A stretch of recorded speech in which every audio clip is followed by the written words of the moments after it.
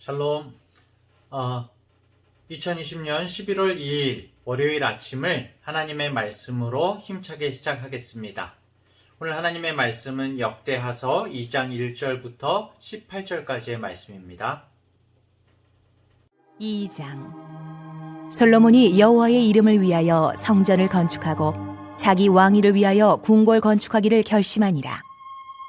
솔로몬이 이에 짐꾼 7만 명과 산에서 돌을 떠낼 자 8만 명과 이를 감독할 자 3,600명을 뽑고 솔로몬이 사절을 두로왕 후람에게 보내어 이르되 당신이 전에 내 아버지 다윗에게 백향목을 보내어 그가 거주하실 궁궐을 건축하게 한 것 같이 내게도 그리하소서.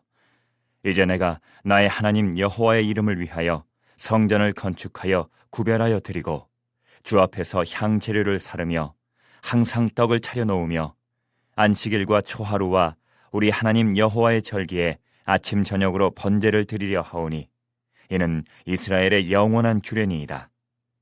내가 건축하고자 하는 성전은 크니 우리 하나님은 모든 신들보다 크심이라. 누가 능히 하나님을 위하여 성전을 건축하리요? 하늘과 하늘들의 하늘이라도 주를 용납하지 못하겠거든. 내가 누구이기에 어찌 능히 그를 위하여 성전을 건축하리요? 그 앞에 분향하려 할 따름이니이다. 이제 청하건대 당신은 금, 은, 동, 철로 제조하며 자색, 홍색, 청색 실로 직조하며 또 아로새길 줄 아는 재주 있는 사람 하나를 내게 보내어 내 아버지 다윗이 유다와 예루살렘에서 준비한 나의 재주 있는 사람들과 함께 일하게 하고 또 레바논에서 백향목과 잣나무와 백단목을 내게로 보내소서. 내가 알거니와 당신의 종은 레바논에서 벌목을 잘 하나니 내 종들이 당신의 종들을 도울지라. 이와 같이 나를 위하여 제목을 많이 준비하게 하소서. 내가 건축하려 하는 성전은 크고 화려할 것이니이다.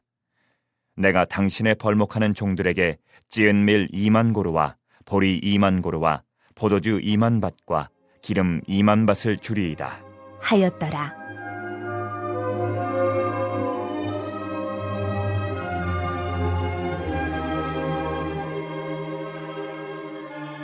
두로왕 후람이 솔로몬에게 답장하여 이르되 여호와께서 자기 백성을 사랑하심으로 당신을 세워 그들의 왕을 삼으셨도다.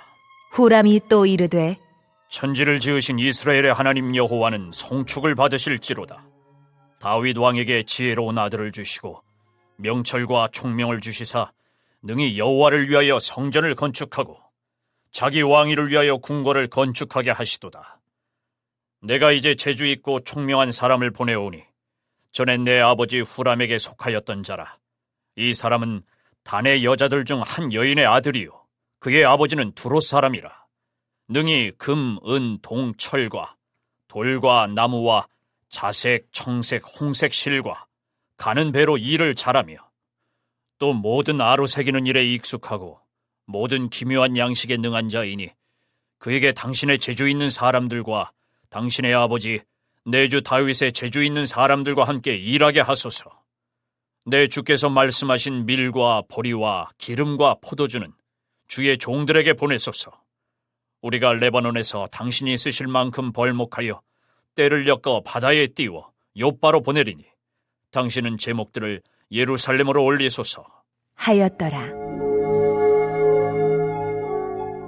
전에 솔로몬의 아버지 다윗이 이스라엘 땅에 사는 이방 사람들을 조사하였더니 이제 솔로몬이 다시 조사하매 모두 15만 3,600명이라. 그 중에서 7만 명은 짐꾼이 되게 하였고 8만 명은 산에서 벌목하게 하였고 3,600명은 감독으로 삼아 백성들에게 일을 시키게 하였더라. 어제 주일 말씀에서 솔로몬 왕이 기브온 산당에서 하나님께 일천 번제를 드렸죠. 그리고 하나님께서는 솔로몬의 제사를 너무나 기쁘게 받으셨습니다. 왜일까요? 솔로몬이 1,000마리나 되는 희생제물을 드렸기 때문일까요? 사실 하나님께서 온 만물의 주인이신데 그까지 1,000마리 제물이 뭐가 대단하겠습니까? 사실 우리 게 어디 있습니까? 다 하나님 건데요. 그 양이 중요한 것이 아니라 소였나요? 제물이 중요한 것이 아니라 그 마음의 중심이 바로 하나님께 있었기 때문에 하나님이 너무나 기쁘게 받으신 것이지요. 예를 들어서 제가 집에 딱 돌아갔는데 막내가 아버지 이거 드세요 하고 과자를 내놓는 거예요. 이거 사실 제가 그냥 편의점에서 돈 주고 사 먹을 수도 있는 거거든요. 그런데 자기가 다 먹고 싶은데 그걸 아버지를 기억해서 남겨놓았다. 그러면 이제 그 과자는 보통 과자가 아닌 거죠. 그렇죠? 마음을 담은 과자. 자, 하나님도 마찬가지죠. 자, 이렇게 왕으로서의 솔로몬의 첫 출발은 자신의 삶에서 최우선순위를 바르게 정하는 것으로부터 시작을 했습니다. 그리고 이어지는 오늘 본문 말씀을 보면은 솔로몬의 마음을 좀 더 구체적으로 우리가 확인할 수 있는데요. 1절을 읽어볼까요? 솔로몬이 여호와의 이름을 위하여 성전을 건축하고 자기 왕위를 위하여 궁궐 건축하기를 결심하니라. 여기서도 한번 보십시오. 솔로몬이 먼저 성전을 건축하고 그 다음에 궁궐을 건축했다고 나오죠. 자신을 위한 궁궐이 먼저가 아니라 하나님의 성전이 먼저 건축되었음을 주목해서 봐야 하는 것입니다. 물론 결과적으로는 하나님의 성전과 솔로몬의 궁궐이 다 같이 건축이 되었지만, 그렇지만 무엇을 먼저 건축했느냐, 이 우선순위가 굉장히 중요한 것입니다. 솔로몬은 자신에게 있어서 삶의 우선순위가 무엇인지를 잘 알고 있는 것이죠. 언제나 하나님을 먼저 챙기는 것입니다. 그리고 그 다음에 자신의 것을 챙겼죠. 이것을 우선순위로 정하고 지키기 위해서 노력하는 솔로몬의 모습을 볼 수가 있습니다. 이것도 한번 예를 들어볼까요? 제가 저녁에 딱 집에 들어가서 세수를 싹 하고 밥을 먹으려고 하는데 아이들이 밥을 안 먹고 기다리고 있는 거예요. 너희들 왜 안 먹고 있어? 아버지가 먼저 숟가락을 드셔야죠. 식사를 먼저 하셔야죠. 와, 이러면 이게 이제 어떻게 될까요? 이게 기분이 다르거든요. 애들이 진심이든 습관이든 아버지를 생각하고 있구나. 아버지의 권위를 인정하는구나. 하나님도 똑같으신 거죠. 지혜의 아이콘인 솔로몬의 지혜는 바로 하나님을 먼저 생각하고 인정하는 거였습니다. 하나님을 먼저 챙기자였습니다. 하나님께서 뭘 기뻐하시는지를 딱 아는 거죠. 우리 성도님들도 모든 삶에서 하나님을 먼저 생각하고 챙기는 참된 지혜를 발휘하시기를 간절히 축원합니다. 진정한 지혜는 하나님 앞에서 삶의 우선순위를 지키는 것입니다. 자, 이렇게 성전을 짓기로 하고 솔로몬이 먼저 짐꾼 7만 명, 산에서 돌을 떠낼 사람 8만 명, 이를 감독할 사람 600명을 뽑았습니다. 그리고 두로왕 후람에게 이제 사람을 보내서 도움을 요청하죠. 아마도 이 당시에 이 건축 자재하고 건축 기술자 하면 두로였나 봅니다. 지금도 하면 그런 거 있잖아요. 일일이 언급하지는 않겠습니다. 이렇게 도움을 요청하면서 솔로몬은 자신이 성전을 건축하고자 하는 취지를 말하는데요. 3절부터 6절을 보면 이렇게 말하죠. 솔로몬이 사절을 두로왕 후람에게 보내어 이르되 당신이 전에 내 아버지 다윗에게 백향목을 보내어 그가 거주하실 궁궐을 건축하게 한 것 같이 내게도 그리하십시오. 쫙 이렇게 쭉 말하면서 어떻게 말하나요?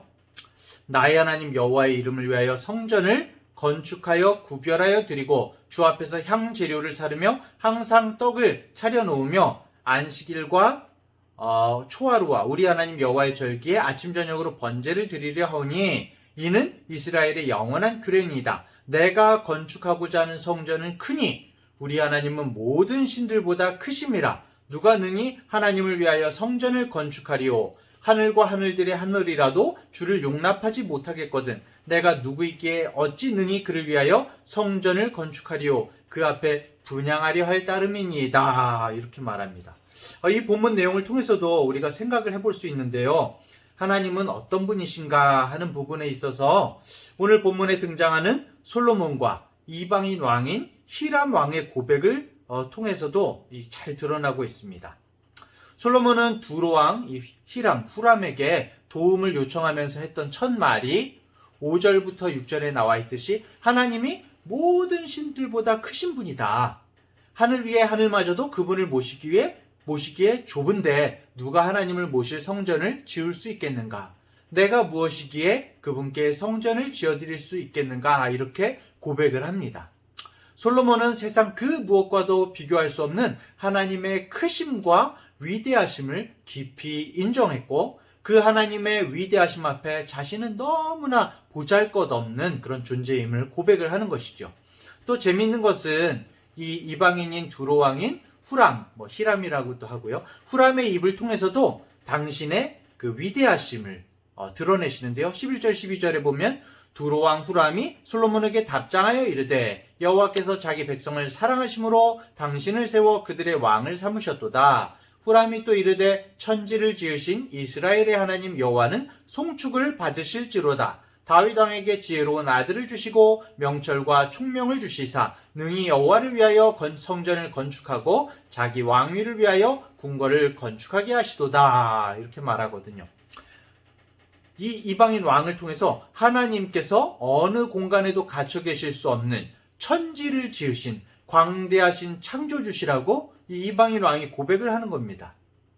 자, 그런데 가만히 생각해 보면 오히려 주님을 믿고 따르는, 주님을 하나님을 믿는다는 우리가 자주 범하는 실수가 있는데 그것이 바로 이런 크신 하나님을 제한하는 것이죠. 하나님을 나의 생각의 틀 안에 가두려고 하고 주님의 능력을 우리 스스로의 잣대로 한계를 정해버리는 겁니다. 우리가 우리의 생각이 중심이 될 때에 그런 실수가 계속되고 있는 것이죠. 하나님의 위대함을 인정하는 삶은 주님 앞에 서 있는 우리가 너무나 보잘것없는 그런 존재임을 인정하는 것이고, 그래서 우리 삶을 통해서 이루려 하는 주님의 뜻에 오히려 우리가 잠잠히 귀를 기울여서 우리 하나님의 인도하심을 쫓아가는 것이, 그것이 온전한 삶인 것입니다. 우리는 과연 정말 우리가 말로 습관적으로 말하는 것처럼 주님의 위대하심을 삶으로 인정하고 있는지 한번 우리가 돌아봐야 할 것입니다. 자, 또 오늘 본문을 통해서 생각해 보게 되는 것은 하나님을 우선순위로 두는 그것과 정말 맥을 같이 하는데요. 우리가 과연 무엇을 위해서 나 자신을, 우리의 것을 사용하고 있는가를 돌아봐야 하는 것입니다. 하나님의 위대하심을 인정한 솔로몬과 이방인인 이 후람의 왕이 자신에게 주어진 것을 하나님의 성전을 건축하는 데 사용하고 있습니다. 하나님의 위대하심을 인정하는 삶은 우리에게 주어진 것의 뿌리가 어디인지를 기억하는 것입니다. 그래서 그것이 무엇을 위해서 사용되어져야 하는지도 우리가 기억해야 하는 것입니다.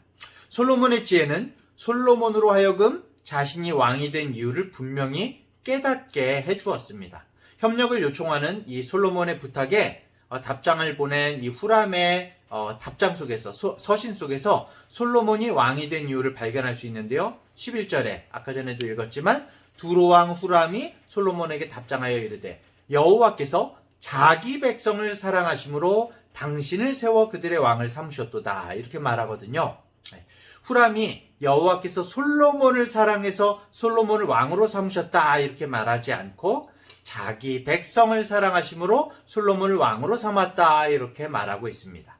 솔로몬도 그 사실을 누구보다도 잘 알고 있지요.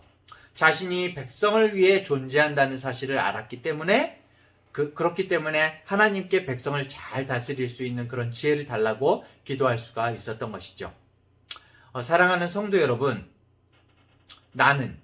우리는 누구를 위해서 지금 내 삶의 자리를 차지하고 있습니까?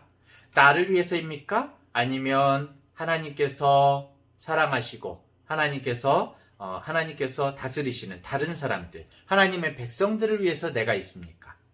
하나님께서 나를 사랑하셔서 나에게 이런 자리를 주셨다고 생각한다면은 그 사람은 어리석은 사람이죠.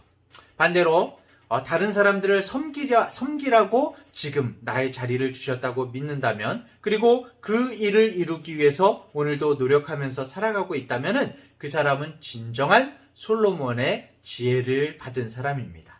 나에게 많은 소유와 재능이 있다고 생각하십니까? 그것은 내가 소유해야 하는 것이 아니라 하나님이 필요로 하는 곳에 쓰여져야 한다는 사실을 기억하시기 바랍니다. 반대로 나에게 정말 소유와 재능이 많이 부족하다고 느끼십니까? 그렇다면 하나님의 일을 위해서 하나님께 지혜를 달라고, 필요한 것을 채워달라고 우리는 너무나 떳떳하게 기도할 수 있습니다. 그렇죠? 하나님께서 채워주시지 않으면은 하나님이 손해신 거죠. 그렇죠? 그래서 하나님께서 모든 것을 채워주실 것입니다.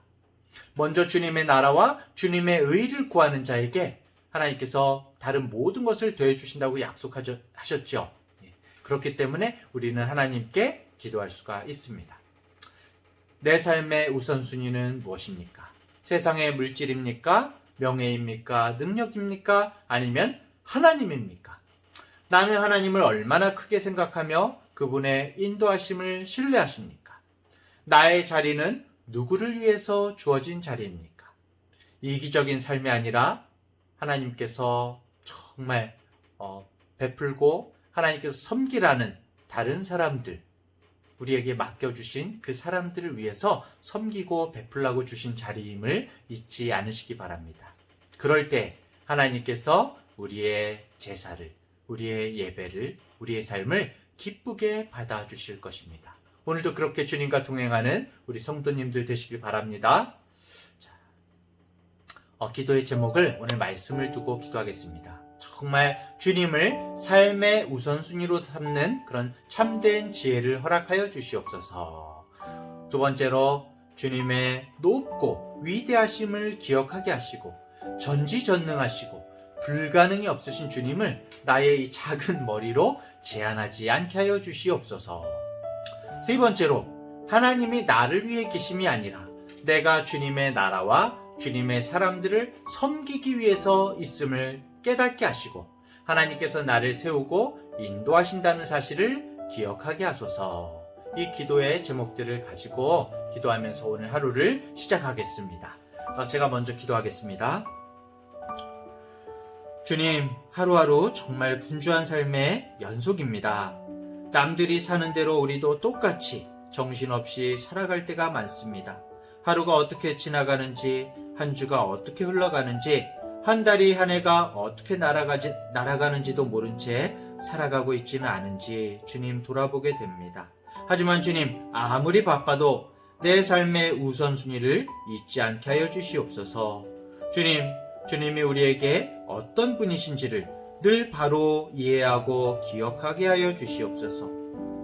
오늘 솔로몬 왕이 자신의 사역 중에서 가장 중요하게 생각했던 성전 건축과 그 정신에 대해서 생각해 보았습니다.